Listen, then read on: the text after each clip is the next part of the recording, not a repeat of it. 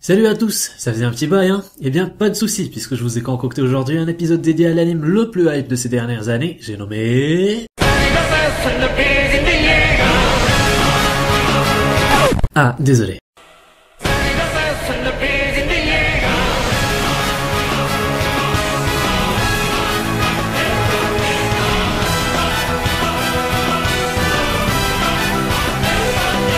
Et oui, Shingeki no Kyojin ou l'attaque des titans, dernière grosse production des studios Production IG, cela faisait longtemps qu'un anime n'avait pas créé autant d'émules dans l'otakusphère.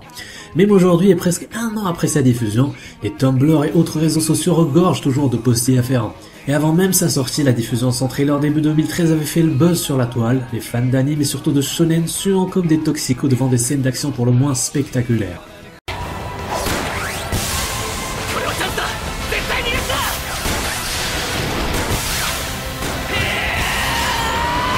L'attaque des titans a pris la communauté d'une véritable déferlante. On ne compte plus le nombre de vidéos réactions sur YouTube, de produits dérivés ou de photos de cosplay légèrement approximatifs. Mais alors devant toute cette popularité, il est bien légitime de poser la question qui tâche, si celle-ci est méritée d'un point de vue critique. Voici donc messieurs dames pour vous une énième critique YouTube de Shingeki no Kyojin, signée Anime France.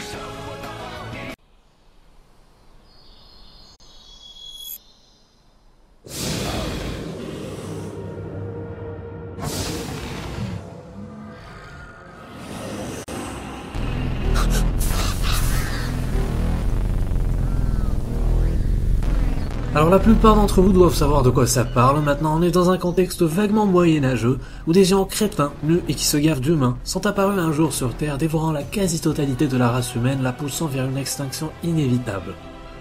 Le peu d'humains ayant survécu l'ont fait en construisant des remparts géants, autour d'un territoire circulaire les rendant hors portée des titans. L'histoire commence 100 ans plus tard, les humains vivent en paix à l'intérieur de cette prison à ciel ouvert. Ce semblant d'équilibre restitué est ébranlé cependant par l'apparition un jour d'un titan encore plus grand que les murs, qui d'un coup de pied en démolit une partie pour faire entrer ses camarades. C'est le chaos. Les morts se comptent par milliers et parmi eux un proche du personnage principal, Eren, qui en bon héros shonen va leur jurer vengeance avec cette détermination de rock que l'on connaît à ce type de personnage.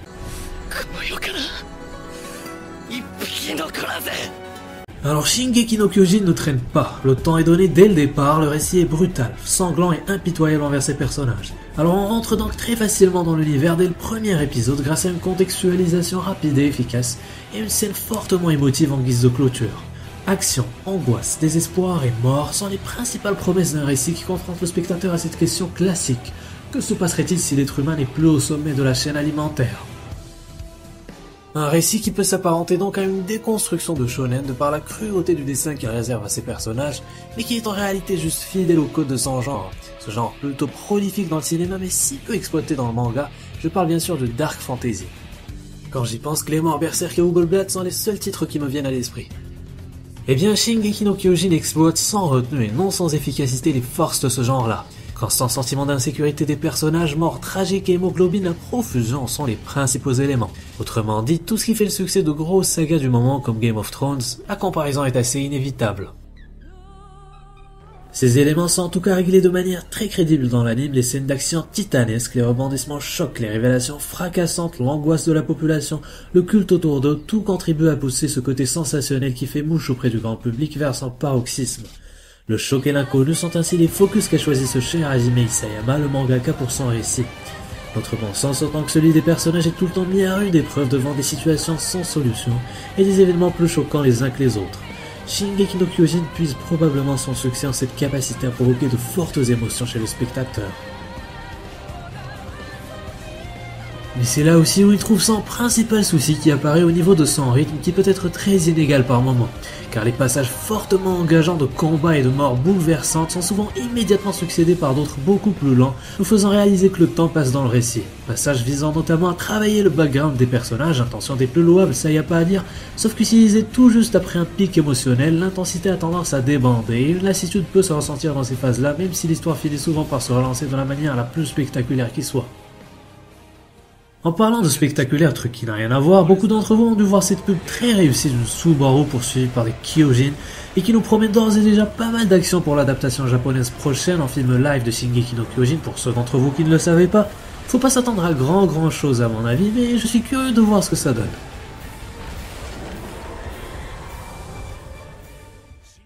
Alors revenons à l'anime, dernier aspect très important de l'histoire, c'est l'omniprésence d'un humour noir, distillé à merveille par l'auteur, même dans les instants de panique totale, et ce grâce à ces créatures parfaitement grotesques que sont les titans. Leur forme grossière et aberrante,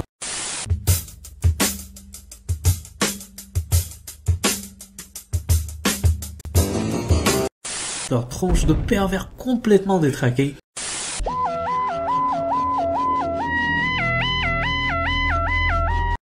et leur façon de marcher totalement ridicule.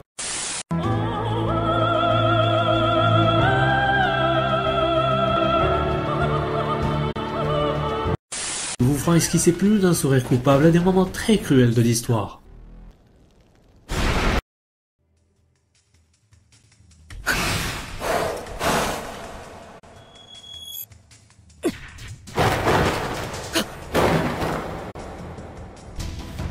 Alors les personnes en SNK sont plutôt nombreux, comptez un peu plus d'une vingtaine plus ou moins important.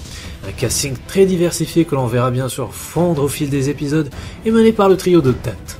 Eren, en héros shonenesque par excellence, fonceur et non penseur, mené par cette foutue force de la volonté qu'on nous rabâche dans chaque shonen, mais qu'on verra plus d'une fois lui exploser en pleine face. Mikasa, sa sœur badass qui nous enterra tous, et Armin le faiblard à l'intensité intellectuelle redoutable.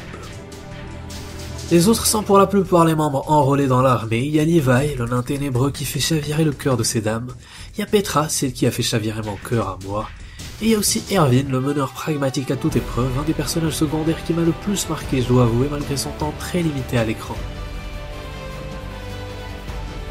Tout un gratin de têtes d'affiche qui pourrait et devrait être davantage approfondi par l'auteur car pas grand chose n'a été fait dans ce volet pendant les 26 épisodes et ceci ne couvre qu'une petite partie du manga. Ça viendra donc possiblement avec la suite si on peut en espérer une. Ces personnages vont en tout cas en chier de leur race et nous avec eux, faut donc je le rappelle pas trop s'attacher au risque de devoir traverser des deuils à répétition car tout le monde peut y passer et à n'importe quel moment.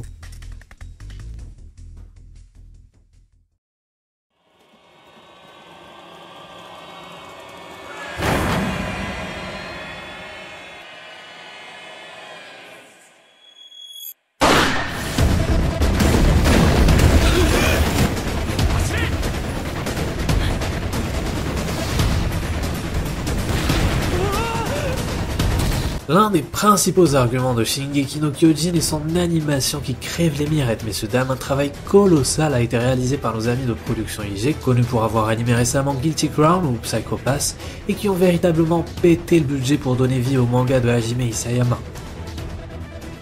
Résultat, les visuels de l'anime peuvent être qualifiés d'innovation technique dans le domaine, surtout pendant les scènes d'action où le poids des titans est réellement ressenti, et puis cette impression de vitesse qui paraît extraordinairement vraie grâce à une excellente utilisation de la 3D qui permet un positionnement de la caméra fictive au parfait emplacement.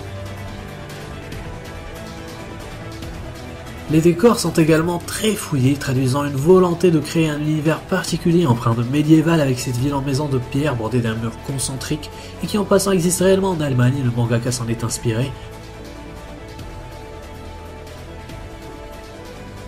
Mais aussi de modernisme avec cette trouvaille qu'est la technologie tridimensionnelle qui permet aux personnages de se mouvoir à grande vitesse dans les airs, donnant prétexte à ces scènes d'action époustouflantes.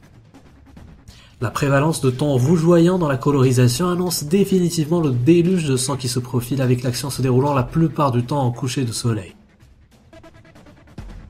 Le caractère design réussit à effectivement retranscrire les émotions des personnages et surtout la peur et le désespoir qui transparaissent clairement sur les visages. L'esthétisme recherché des vêtements est à souligner aussi, apportant cette touche anachronique que l'on retrouve dans le récit. Alors le monstre design des titans est, rappelons-le encore une fois, une grande réussite avec leur forme dérangeante et cette dégaine effroyable qu'ils tirent quand ils aperçoivent un humain.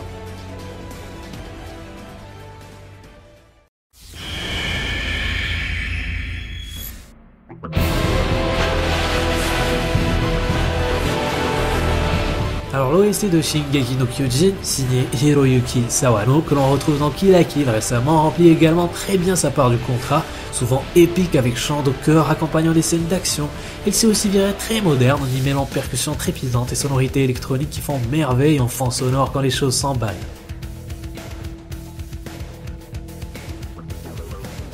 Une OST qui donne donc beaucoup de caractère à la série et saura bien corser les moments forts de celle-ci.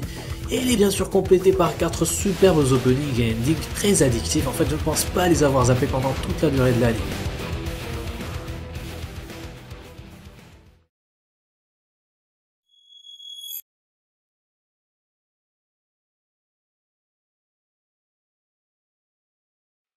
Et nous y voilà donc pour la dernière partie, le tableau de notation d'Anime France où Shingeki no Kyojin reçoit un 8.7 sur 10 pour un concept d'histoire captivant revisitant le survival, avec des plot twists à vous donner le vertige et des moments d'émotion d'une intensité unique.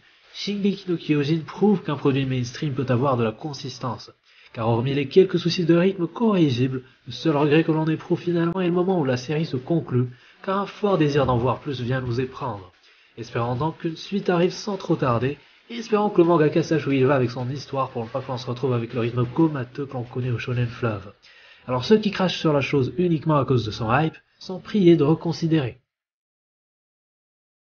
Un 8.4 sur 10 pour un casting varié et très intéressant, mais légèrement en retrait par rapport au trio de tête. Les péripéties leur laisseront cependant de plus en plus d'occasions d'être mis en avant, l'éventuelle suite nous en dira plus. Alors l'anime reçoit un 9.5 sur 10 pour son animation réellement innovante et irréprochable à l'exception de 2-3 plans pendant tout l'anime où la 3D est un peu trop évidente. Elle atteint des dimensions cosmiques pendant les scènes d'action, et puis l'apparence horriblement réussie de ces géants malsains est un bonus. Un 9.2 sur 10 pour une bande sonore en totale symbiose avec l'histoire, exacerbant les moments forts de celle-ci et sachant se faire discrète en cas de besoin. Alors il est maintenant plus que clair que j'ai vraiment apprécié Shingeki no Kyojin. Un 9 sur 10 me paraît évaluer avec justesse ma fascination pour cet anime. L'anime reçoit un excellent score final de 8.96 sur 10 et est estampillé hautement recommandé par Anime France.